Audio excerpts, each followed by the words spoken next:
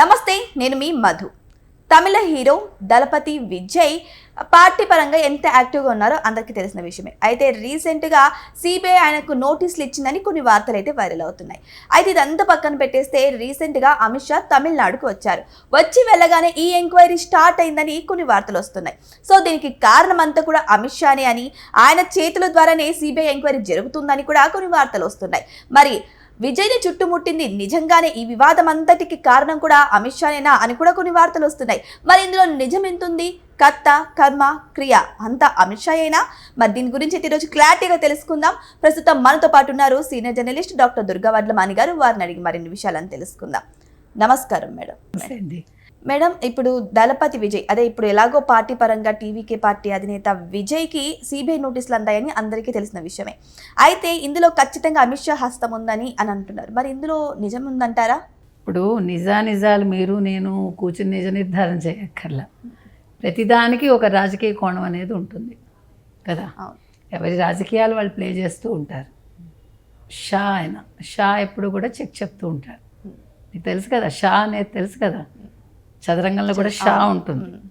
షా అనేవాడు చెప్తారు. అందుకని అమిత్ షాని తక్కువ అంచనా వేయకూడదు.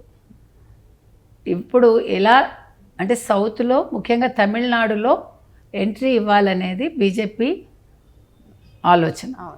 ఆలోచన కోసం టీవీకేని ముందే సంప్రదించింది.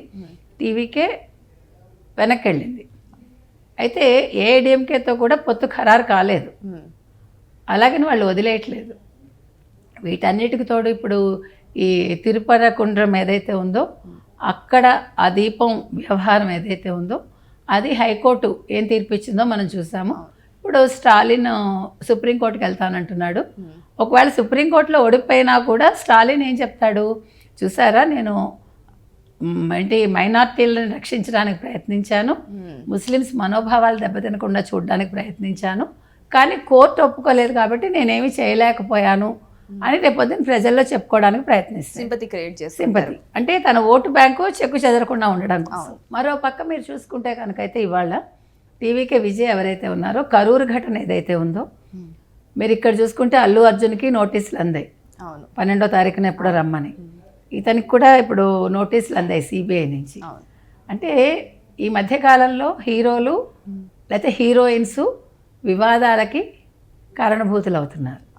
మళ్ళీ హీరోయిన్ అంటే మీరు అనసూయ అనేరు. అనసూయ నా దృష్టిలో హీరోయిన్ కాదు, ఐఎమ్ సారీ. ఓకే, అందుకని నేను అనేది ఏంటంటే ఏదైతే సెప్టెంబర్ 27న జరిగిందో ఒక స్టాంపీడు, ఆ స్టాంపీడ్లో 41 మంది చచ్చిపోయారు, 60 మందికి గాయాలయ్యాయి. అది చాలా పెద్ద ఇష్యూ చేసింది డిఎంకే ఒక అస్త్రం దొరికింది. ఇక్కడ ఇప్పటికీ అర్థం కాని విషయం ఏంటంటే మనకి ఆ అంబులెన్స్లు ఆ రోడ్లోనే ఎందుకు రావాలనుకున్నాయి అనేది ఇంతవరకు ఎవరు ఆ కోణంలో దృష్టి పెట్టారో లేదో మనకు అర్థం కాలేదు.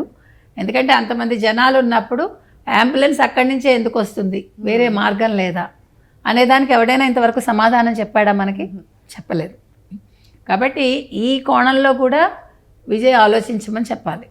తర్వాత విజయే పట్టుబట్టి స్టేట్ గవర్నమెంట్ కాకుండా మాకు సిబిఐ విచారణ కావాలని అడిగాడు.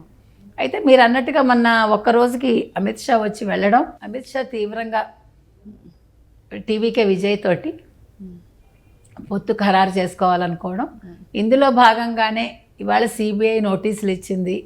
అంటే షా పావులు కదిపాడు అనేది వినిపిస్తున్న మాట. కాబట్టి ఇప్పుడు ఇంకొకటి తనే కోరుకుని తెచ్చుకున్నాడు కాబట్టి సిబిఐ ఏం చేసినా భరించాలి.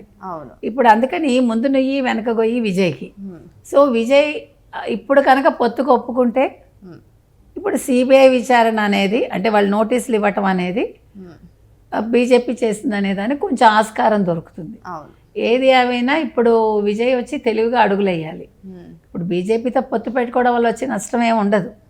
అంటే కొత్తగా ఓట్లు ఎంత వస్తాయో 1% వస్తుందేమో అంతే, కానీ లాభం వచ్చి బీజేపీకే. కాకపోతే క్రిస్టియన్ ఓట్లు ఏమైనా తగ్గుతాయా అనేది ఆలోచించుకోవాల్సింది మళ్ళీ విజయే. ఎందుకంటే విజయ్ క్రిస్టియన్ కాబట్టి. అంటే మీకు భారత రాజకీయాల్లో మీరు ఏ కులం అయితే లేదంటున్నారో, మతం ప్రాముఖ్యత కాదంటున్నారు, కానీ ఆ రెండే ప్రాముఖ్యత వహిస్తున్నాయి. కుల మతాలకు అతీతంగా రాజకీయాలు లేవు, మీకు మతము లేదు, కులము లేదు, ఏదీ లేదు. అందుకని ఇవాళ విజయ్ కొంచెం క్లిష్ట పరిస్థితుల్లో ఉన్నట్టు లెక్క. అవును. సో ఇప్పుడు కనుక టీవీకే అండ్ షా కలిస్తే ఏఐడిఎంకే కూడా స్నేహహస్తం చాచుతుందా అది కూడా చూడాలి.